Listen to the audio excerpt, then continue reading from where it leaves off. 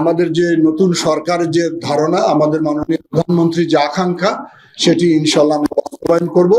উনি নির্বাচনের প্রাককালে এসেছিলেন রংপুরে, তখন উনি রংপুরের ব্যাপারে উনি বলেছিলেন স্পেসিফিক ভাবে যে রংপুর সবচেয়ে সম্ভাবনাময় এলাকা। সেই দৃষ্টিভঙ্গি নিয়ে কিন্তু আমাদের এখানে ওনাকে পাঠিয়েছেন।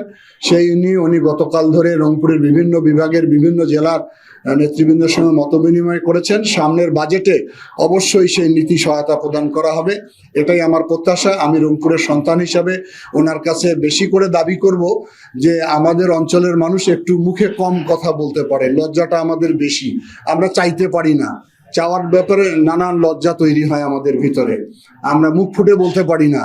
এটা হয়তো আঞ্চলিক ভিত্তি আমাদের জেনেটিক প্রবলেম থাকতে পারে।